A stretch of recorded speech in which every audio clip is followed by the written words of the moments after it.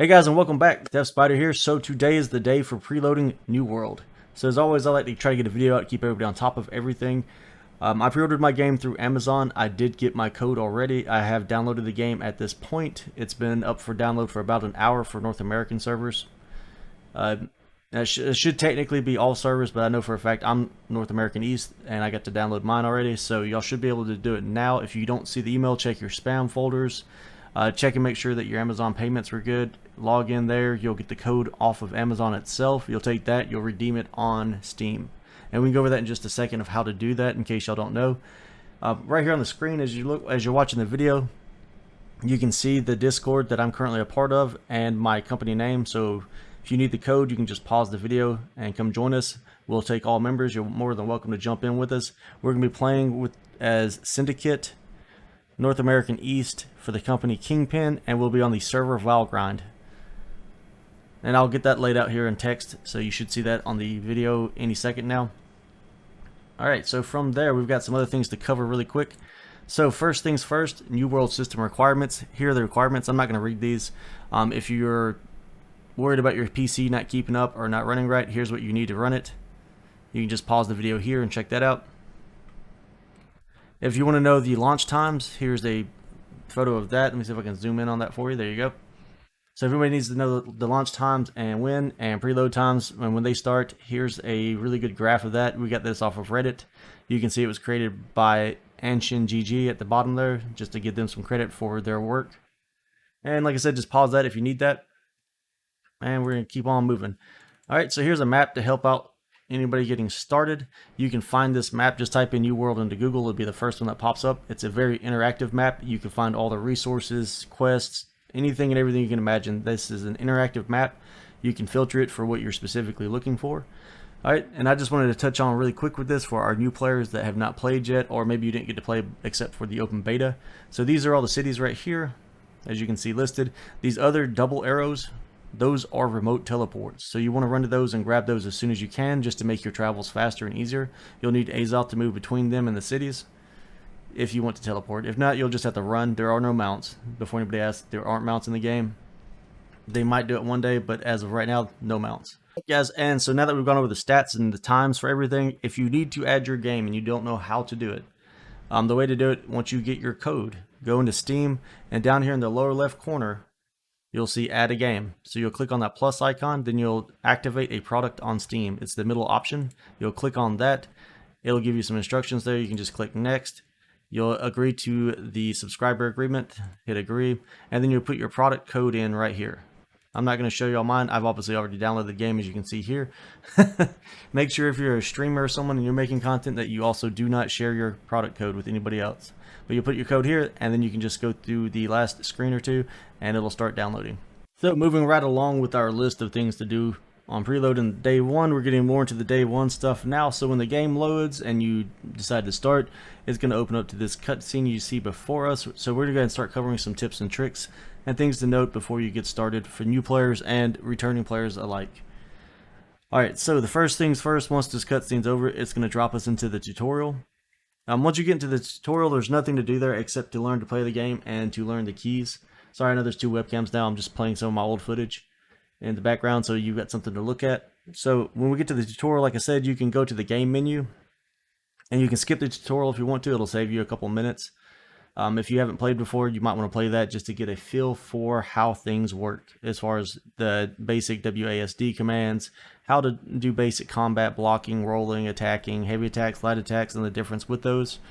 And you might want to do it because you enjoy seeing the lore of the game, which most of us have already seen it. We've played through it a couple times.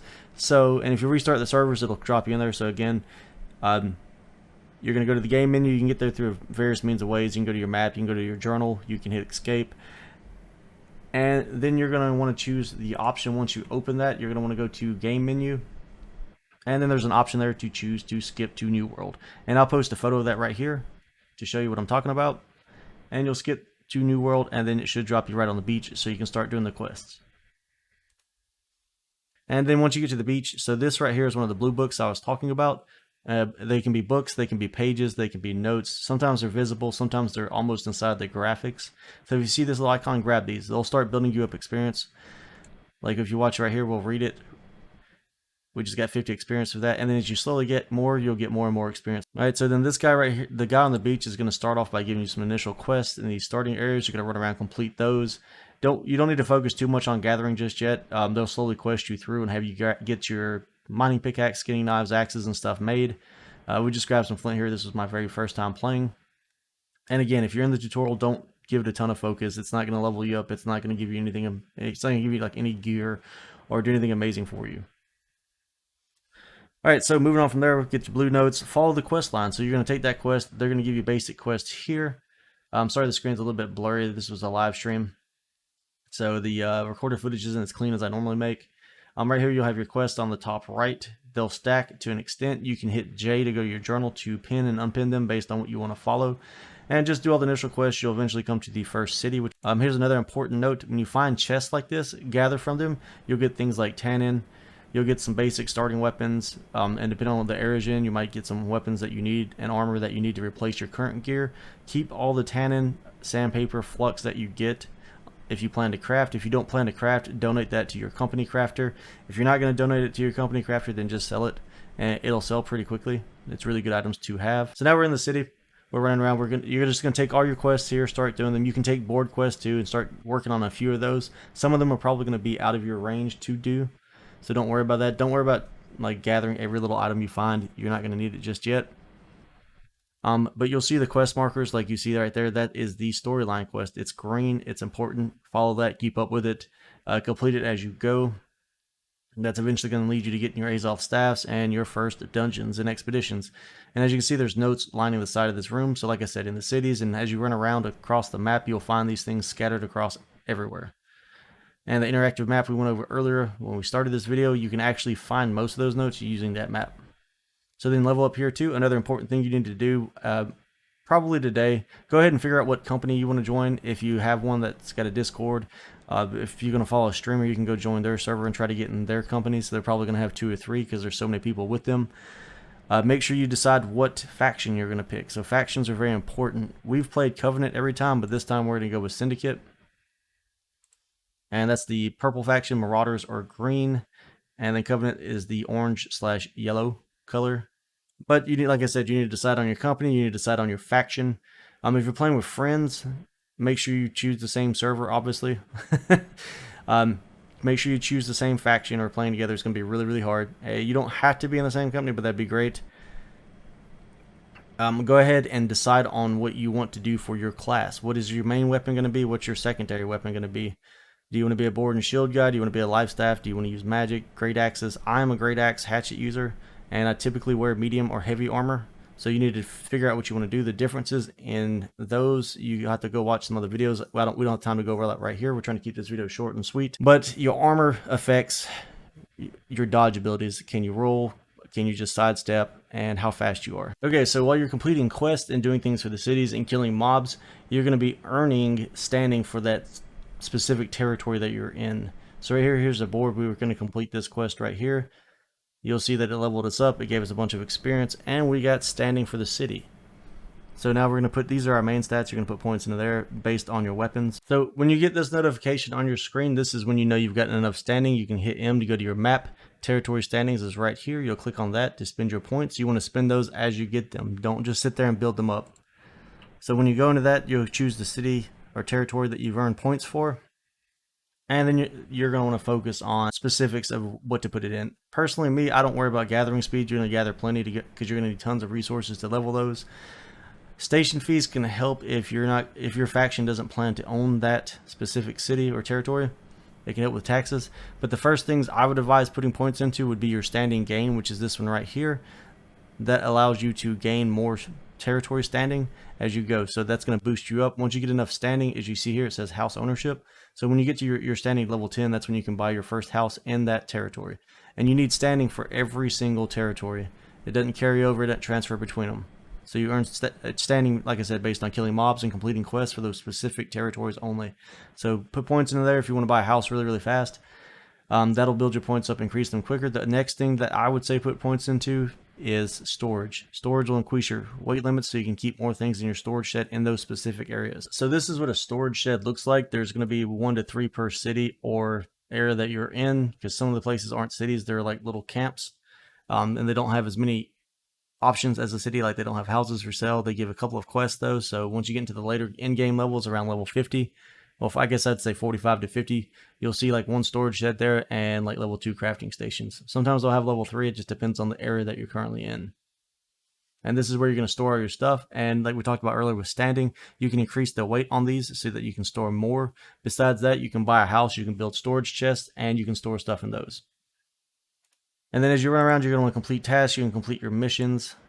You don't need to just run around and explore constantly. There's not tons and tons of stuff to do.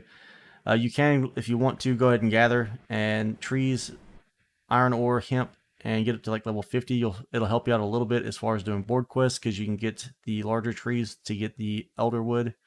You can get iron, that'll get your mining up, and you can get hemp and gather these little purple flowers on the ground, not the ones that I'm standing on the screen right now. There's some bigger ones that'll give you cooking materials, and that'll level up your different stats, as in harvesting, logging, and mining. You will need those eventually if you want to craft. If not, it'll be nice to give those to your company crafter so they can make stuff for you. Now, you're going to want tools and things because it's going to allow you to get Azoth. So the best way to get Azoth is to have tools. They can give you special abilities as you craft them. You can also buy them off the trading market.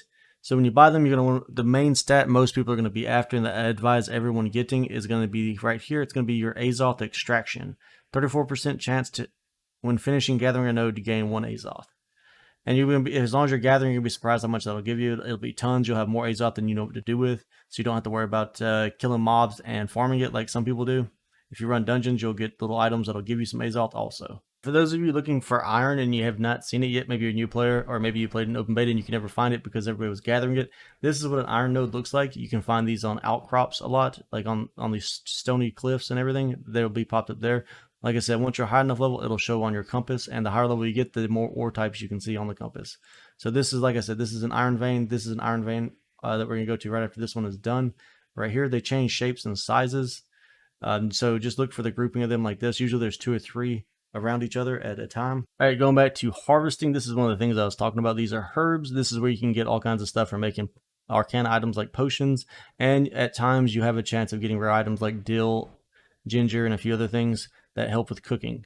So these are herbs. They'll level up your harvesting, as you can see on my screen right now. These, along with hemp, which I have a video on hemp if y'all can't find hemp. It's a giant plant with pink flowers on top. Sometimes they're brown depending on the season and the area that you're in, and that's where you get your fibers for cloth crafting. All right, guys, and this, just to cover what we were just talking about, as I found it on this footage right here, this is hemp, and what you'd be looking for, it's usually in groups of about 5, and it changes in heights also, just like the iron ore and pretty much any other resource you can gather. Everything comes in different sizes.